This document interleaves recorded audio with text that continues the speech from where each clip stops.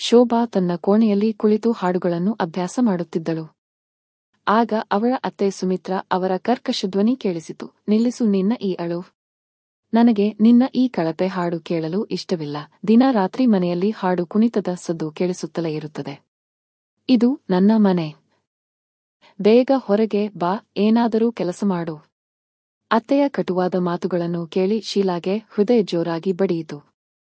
ಅವಳ ಮದುವೆಯಾಗಿ 2 ತಿಂಗಳಾಗಿತ್ತು. ಈ 2 ತಿಂಗಳಲ್ಲಿ ಅತ್ತೆ ಎಂದಿಗೂ ಅವಳೊಂದಿಗೆ ನೇರವಾಗಿ ಮಾತನಾಡಲಿಲ್ಲ. ಶೀಲಾ ಮತ್ತು ರಮೇಶ್ ಅವರದು ಪ್ರೇಮ ವಿವಾಹವಾಗಿತ್ತು. ರಮೇಶ್ ಅವಳನ್ನು ಒಂದು ಕಾರ್ಯಕ್ರಮದಲ್ಲಿ ಹಾಡು ಹೇಳುವುದನ್ನು ಕೇಳಿದ್ದನು.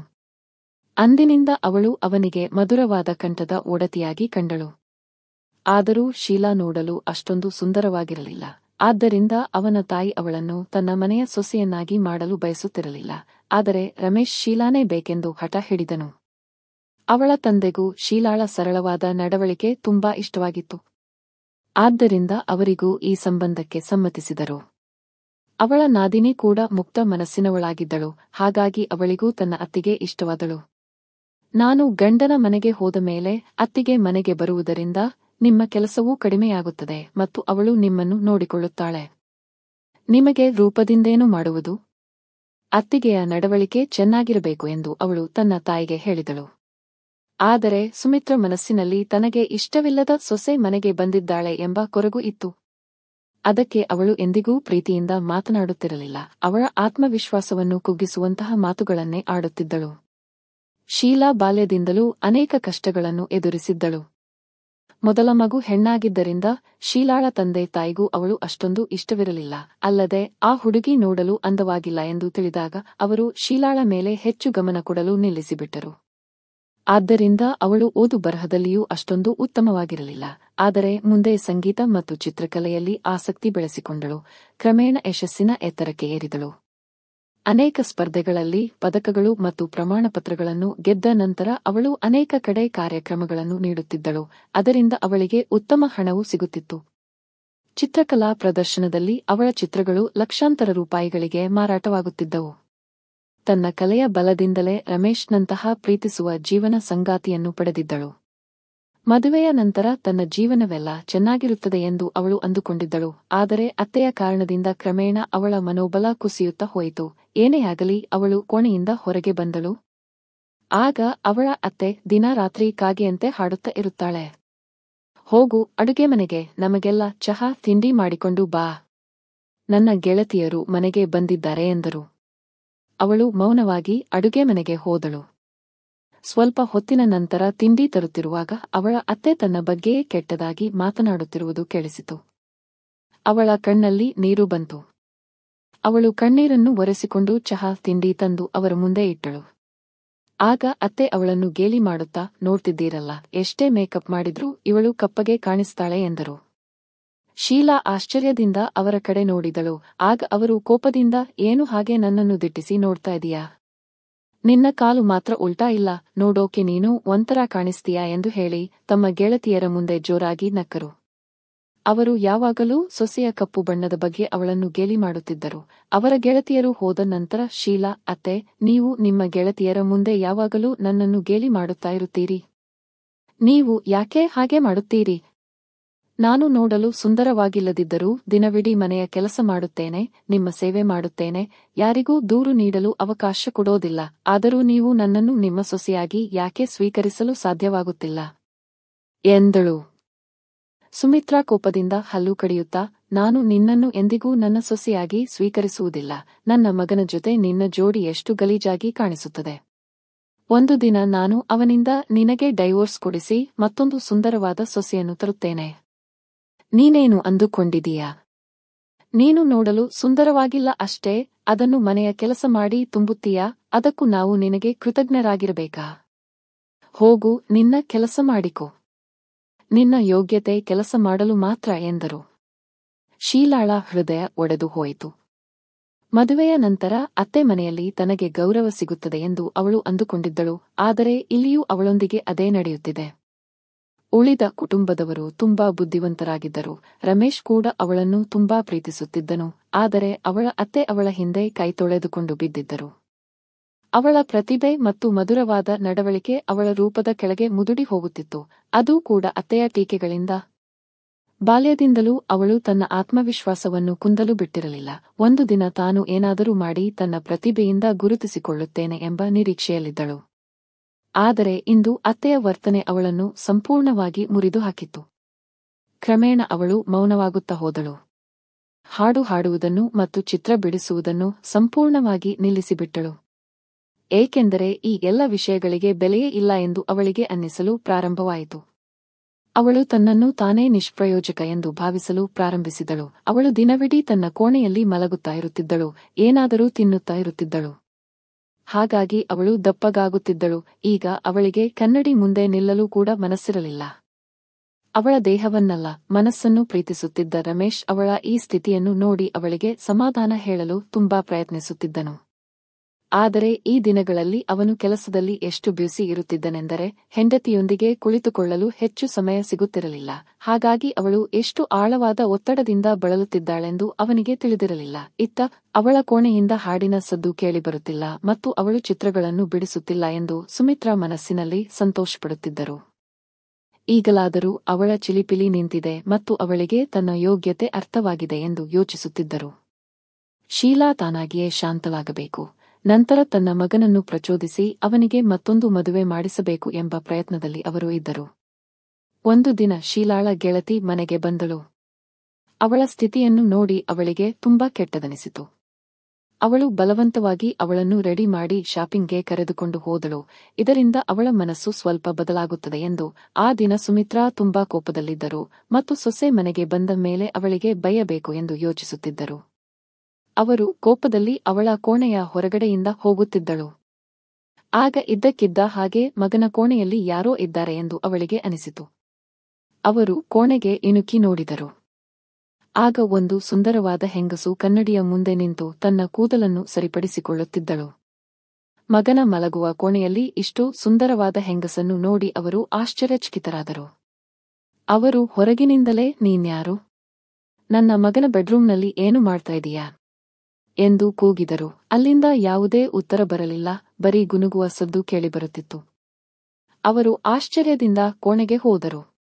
ಆ ಹೆಂಗಸಿನ ಹತ್ತಿರ ಹೋಗಿ ನೋಡಿದಾಗ ಅವರ ಹುಚ್ಚೆ ಹೋಯಿತು. ಏಕೆಂದರೆ ಇದ್ದಕ್ಕಿದ್ದ ಹಾಗೆ ಕನ್ನಡಿಯೊಳಗೆ ಆ ಸುಂದರವಾದ ಹೆಂಗಸಿನ ಜಾಗದಲ್ಲಿ ಒಂದು ಭಯಾನಕ ಪಿಶಾಚಿ ನಿಂತಿತ್ತು. ಅವರು ಹೆದರಿ 2 ಹೆಜ್ಜೆ ಹಿಂದಕ್ಕೆ ಸರಿದರು. ಆಗ ಆ ಹೆಂಗಸು ಕೋಣೆಯಿಂದ ಇದ್ದಕ್ಕಿದ್ದ ಹಾಗೆ ಮಾಯವಾದಳು ಮತ್ತು ಕೋಣೆಯಲ್ಲಿ ಸಪ್ಪೆಯಾಯಿತು. ಕೋಣೆಯಲ್ಲಿ ಯಾರೂ ಇಲ್ಲವೇನೋ ಎಂಬಂತೆ ಅವರ ಹೃದಯ ಜೋರಾಗಿ ಬಡಿಯಲು ಪ್ರಾರಂಭಿಸಿತು. ಅವರು ಆಗ ತಾನೇ ನೋಡಿದ್ದು ನಿಜಾನ ಅಥವಾ ಅದು ಬರೀ ಭ್ರಮೆಯೇ ಎಂದು ಯೋಚಿಸತೊಡಗಿದರು. ಅವರು ನಡುಗುತ್ತಾ ಕೋಣೆಯಿಂದ ಹೊರಗೆ ಬಂದರು ಮತ್ತು ಹೊರಗಿನಿಂದ ಕೋಣೆಯ ಬಾಗಿಲು ಹಾಕಿದರು. ನಂತರ ಅವರು ವೇಗವಾಗಿ ಹೆಜ್ಜೆ ಹಾಕುತ್ತಾ ತಮ್ಮ ಕೋಣೆಗೆ ಹೋಗಲು ಪ್ರಾರಂಭಿಸಿದರು. ಆಗ ಇದ್ದಕ್ಕಿದ್ದ ಹಾಗೆ ಮೇಲ್ಛಾವಣಿಯ ಮೇಲೆ ಏನೋ ಹೊಗೆ ಹೊಗೆ ತರಹ ಕಾಣಿಸಲು ಪ್ರಾರಂಭವಾಯಿತು. ಅವರ ಬಾಯಿಂದ ಮಾತು ಹೊರಡುತ್ತಿರಲಿಲ್ಲ. ಅವರು ಮೇಲ್ಗಡೆ ನೋಡಿದರು. ಆಗ ಅವರು ಕಿರುಚಾಡಿದರು. ಏಕೆಂದರೆ ಮೇಲ್ಛಾವಣಿಯ ಮೇಲೆ ಅದೇ ಹೆಂಗಸು ತಲೆಕೆಳಗಾಗಿ ನೇತಾಡಿಕೊಂಡು ಓಡಾಡುತ್ತಾ ಇದ್ದಳು. ಈ ದೃಶ್ಯವನ್ನು ನೋಡಿ ಅವರು ಓಡುತ್ತಾ ತಮ್ಮ ಕೋಣೆಗೆ ಹೋದರು ಮತ್ತು ಕೋಣೆಯ ಬಾಗಿಲನ್ನು ಒಳಗಿನಿಂದ ಮುಚ್ಚಿಕೊಂಡರು. ಭಯದಿಂದ ಅವರ ಮೈ ನಡುಗುತ್ತಿತ್ತು. ಅವರು ಹಾಸಿಗೆ ಮೇಲೆ ಕುಳಿತುಕೊಂಡು ರಜಾಯಿಯಲ್ಲಿ ಮುದುಡಿಕೊಂಡು ತಮ್ಮ ಮೊಬೈಲ್ ತೆಗೆದು ಮಗನಿಗೆ ಫೋನ್ ಮಾಡಲು ಪ್ರಾರಂಭಿಸಿದರು. ಆದರೆ ಫೋನ್ ಕನೆಕ್ಟ್ ಆಗುತ್ತಿರಲಿಲ್ಲ. ಅವರು ಚಿಂತಿತರಾಗಿ ಅಳಲು ಪ್ರಾರಂಭಿಸಿದರು. ಇಂದು ಮನೆಯಲ್ಲಿ ಇದೆಲ್ಲ ಏನು ನಡೆಯುತ್ತಿದೆ ಎಂದು ಅವರು ರಜಾಯಿಯಿಂದ ತಲೆಯನ್ನು ಹೊರಗೆ ತೆಗೆದು ನೋಡಿದರು. ಆಗ ಅವರ ಗಿಗ್ಗಿ ನಿಂತು ಹೋಯಿತು. ಏಕೆಂದರೆ ಅವರ ಹಾಸಿಗೆಯ ಮೇಲೆ ಅದೇ ಹೆಂಗಸು ಕುಳಿತಿದ್ದಳು, ಆದರೆ ಈಗ ಪಿಶಾಚಿಯಾಗಿ ಅಲ್ಲ, ಒಂದು ಸುಂದರ ಹೆಂಗಸಿನ ರೂಪದಲ್ಲಿ. ಸುಮಿತ್ರಾ ಹೆದರುತ್ತಾ, "ನೀನ್ಯಾರು ಮತ್ತು ಇಲ್ಲಿ ನನ್ನ ಮನೆಯಲ್ಲಿ ಏನು ಮಾಡುತ್ತಾ ಇದೀಯಾ?" ಎಂದು ಕೇಳಿದರು. ಆಗ ಅವಳು ಕಿಲಕಿಲನೆ ನಕ್ಕು, "ನನ್ನ ಹೆಸರು ರೂಪಾ. ನಾನು ನಿಮಗೆ ಸುಂದರವಾಗಿ ಕಾಣುತ್ತಿದ್ದೇನಲ್ಲ ಅತ್ತೆ?" ಎಂದಳು. ಸುಮಿತ್ರಾ ಬಳಿ ಬೇರೆ ದಾರಿಯಿರಲಿಲ್ಲ. ಅವರು ಬಲವಂತವಾಗಿ ಸ್ವಲ್ಪ ನಗುತ್ತಾ, "ಹೌದು ಹೌದು, ನೀನು ತುಂಬಾ ಸುಂದರವಾಗಿದ್ದೀಯಾ. ಆದರೆ ನೀನು ಇಲ್ಲಿ ಏನು ಮಾಡಲು ಬಂದಿದ್ದೀಯಾ ಮತ್ತು ನೀನು ಎಲ್ಲಿಂದ ಬಂದಿದ್ದೀಯಾ?" ಎಂದು ಕೇಳಿದರು. ಆಗ ಅವಳು ಜೋರಾಗಿ ನಕ್ಕು, "ನೀವೇ ತಾನೇ ದಿನ ನಿಮ್ಮ ಸೊಸೆಯನ್ನು ಬೈಯುತ್ತಾ ಇರ್ತೀರಾ, ನಿಮ್ಮ ಮಗನಿಗೆ ಡೈವೋರ್ಸ್ ಮಾಡಿಸಿ ಸುಂದರ ಸೊಸೆಯನ್ನು ತರ್ತೀನಿ ಅಂತ. ನನ್ನನ್ನೇ ನಿಮ್ಮ ಸೊಸೆಯಾಗಿ ಮಾಡ್ಕೊಳ್ಳಿ ಅತ್ತೆ ಎಂದಳು. ಸುಮಿತ್ರಾ ಗಂಟಲು ಭಯದಿಂದ ಒಣಗಿ ಹೋಯಿತು. ರೂಪಾ ತಗ್ಗುಧ್ವನಿಯಲ್ಲಿ ಮುಂದೆ ಮಾತನಾಡುತ್ತಾ, ನಾನು ತುಂಬಾ ಸುಂದರವಾಗಿದ್ದೆ, ಆದರೂ ನನ್ನ ಅತ್ತೆಗೆ ನಾನು ಇಷ್ಟವಿರಲಿಲ್ಲ, ಏಕೆಂದರೆ ಅವರಿಗೆ ನನ್ನಿಂದ ಮತ್ತೊಂದು ದೂರು ಇತ್ತು, ನನ್ನ ತಂದೆ ಜಾಸ್ತಿ ವರದಕ್ಷಿಣೆ ಕೊಡಲಿಲ್ಲ ಅಂತ. ನನಗೆ ನಿಮ್ಮಂತಹ ಅತ್ತೆ ಸಿಕ್ಕಿದ್ರೆ ಯಾರಿಗೆ ವರದಕ್ಷಿಣೆ ಬೇಡ, ಬರೀ ಸುಂದರ ಸೊಸೆ ಬೇಕು, ಆಗ ನನ್ನ ಗತಿ ಹೀಗಾಗ್ತಿರಲಿಲ್ಲ ಎಂದಳು. ಸುಮಿತ್ರಾ ನಡುಗುವ ಧ್ವನಿಯಲ್ಲಿ, ಗತಿ? ಯಾವ ಗತಿ ಎಂದು ಕೇಳಿದರು. ಅದಕ್ಕೆ ರೂಪಾ ಕಿಲಕಿಲನೆ ನಗುತ್ತಾ, ಅದೇ ಗತಿ, ಏನು ನನ್ನ ಗತಿ ಆಯಿತು. ನನ್ನ ವರದಕ್ಷಿಣೆ ದುರಾಸೆಯ ಅತ್ತೆಮಾವಂದಿರು ನನ್ನ ಪ್ರಾಣ ತೆಗೆದರು. ಆಗ ನನ್ನ ತಂದೆ ನನ್ನ ಅತ್ತೆಮಾವಂದಿರನ್ನು ಜೈಲಿನ ಕಂಬಿಗಳ ಹಿಂದೆ ತಲುಪಿಸಿಬಿಟ್ಟರು. ಆದರೆ ನಾನು ಹೀಗೆ ಅಲೆಯುತ್ತಾ ಇರುತ್ತೇನೆ ಮತ್ತು ಎಲ್ಲಿ ಸೊಸೆಯ ಮೇಲೆ ದೌರ್ಜನ್ಯ ನಡೆಯುತ್ತದೆಯೋ ಅಲ್ಲಿ ನ್ಯಾಯ ಒದಗಿಸಲು ಹೋಗುತ್ತೇನೆ.